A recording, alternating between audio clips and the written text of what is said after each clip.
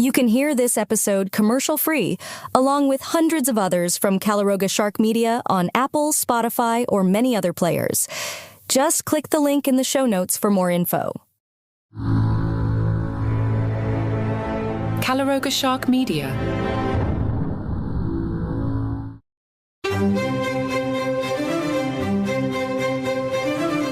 Hello and welcome to Palace Intrigue. I am your host, Mark Francis. The Telegraph suggests that future King William will end the slimmed-down version of the monarchy and go back to one that appears more aligned with his late grandmother, Queen Elizabeth's approach of relying on close relatives for support.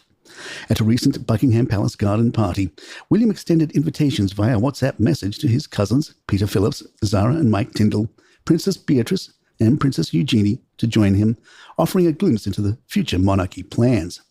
The cousins are all very close and always have been, said one source. I think people liked seeing them being there together and supporting each other. Princess Eugenie wrote on Instagram, "Come rain or shine, I was delighted to support my family to meet some special individuals at the Buckingham Palace garden party who have gone above and beyond to support their local communities in the country." While palace sources downplay suggestions of the younger generation returning to official duties, some detect an appetite for more casual but visible public appearances from the late Queen's grandchildren. "They're very willing to step up and do more at this current time to help," said one royal source.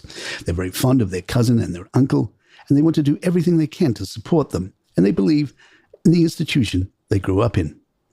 Regarding Princess Beatrice and Eugenie, a source stated, "I don't think it means there's a plan for them to be full-time working members of the royal family, and I'm not sure they'd want that. They have careers and families, and they're very protective of that, but I think the rest of the family respects their charity work. They haven't ever really put a foot wrong." With the illnesses of the King and Princess of Wales, the source added, "It was nice to see them having fun." PR expert Laura Perks told GB News, "It may be that Zara, Beatrice, Eugenie and Louise feel forced into royal duty after years of enjoying being out of the limelight and living relatively normal and quiet lives away from the spotlight. As much, it may take longer for the public to warm up to them and accept them as influential public figures." Royal insider Deep Crown had a more cynical take, telling Palace Intrigue, "With more royals to fill the press space, it'll be that much easier for King William to slip away to Windsor for a bit of peace and quiet. After all, we all know that William doesn't quite have the same tireless work ethic as his father Charles. Best to have a few extra hands on deck to pick up the slack, eh?" We'll get a sense of which way the wind is blowing in a couple of weeks. One of the most cherished events in the royal calendar, Trooping the Colour, is fast approaching, and King Charles has a significant decision to make regarding the traditional balcony moment at Buckingham Palace. Trooping the Colour, the annual King's birthday parade, concludes with the royal family's appearance on the palace balcony to witness the RAF fly past, including the famous red arrows. Historically, nearly all family members, including extended relatives, would gather on the balcony during the late Queen Elizabeth II's reign. However, since King Charles ascended to the throne, this tradition has been limited to working royals only. In recent years, prominent royals such as Princess Beatrice, Princess Eugenie, Zara and Mike Tyndall and Peter Phillips have not been seen on the balcony. This shift became evident during the last Trooping the Colour of Queen Elizabeth's reign and subsequent events under King Charles. According to Hannah Furness, royal editor of The Telegraph, Prince William is keen to include the wider family in royal events, reflecting a tradition upheld by the late Queen. However, Rebecca English, royal editor of the Daily Mail, notes that this is unlikely due to the precedent set by Prince Harry and Meghan Markle. The late Queen had firmly rejected their request to be half-in, half-out royals, maintaining that such an arrangement would conflict with their commercial interests. Deep Crown added, "As we've seen in recent weeks, there's been a concerted effort to bring the likes of Zara Tyndall, Princess Beatrice and Princess Eugenie into the fold to have them take on more visible roles within the monarchy. Their appearance at the recent Buckingham Palace garden party was a clear signal of this shift, a way of demonstrating the depth and breadth of the royal bench. But the question remains, will they make the cut for the balcony appearance? It's a delicate balancing act, to be sure.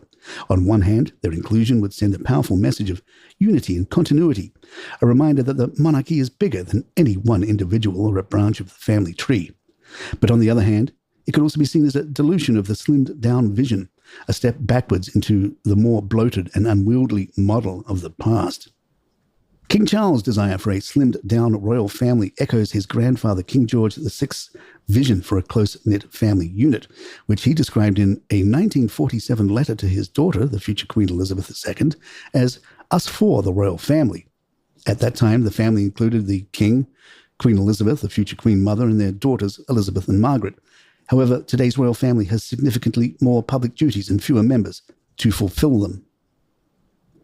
Princess Anne, known for her loyalty and duty, voiced her concerns about the slimming down of the monarchy even before the coronation last May. In an interview with Canada's CBC, she remarked, "I think the slimmed down was said in a day when there was a few more people around. It does not sound like a good idea from where I am standing." Palace Intrigue will be right back. The UK is set for a general election on July 4th, following Prime Minister Rishi Sunak's request for the King to dissolve Parliament earlier this week, a move that surprised many analysts by its timing. Although the UK has evolved into a parliamentary democracy over the centuries, the monarchy retains a symbolic role in the nation's governance.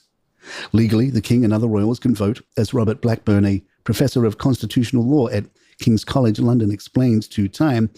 The King and active members of the royal family can legally cast a vote at general elections on the same basis as other eligible citizens, but in practice do not do so for obvious reasons, especially because it would cause a furor of media speculation and violate the constitutional requirement today that they maintain a strict party political impartiality. Historically, British monarchs wielded significant political power, which has waned over the past 300 years, according to royal commentator Richard Fitzwilliams. The last instance of a monarch exercising their veto was in 1708, when Queen Anne refused to sign the Scottish Militia Bill. Fitzwilliams notes, "Things changed gradually, not by revolution. That's what has characterized the British political scene." By the time Queen Elizabeth II ascended to the throne in 1952, the monarchy's political role had significantly diminished, though she still held some influence. Fitzwilliam states, Queen Elizabeth II had the final choice in the selection of a leader for the Conservative Party until the early 1960s.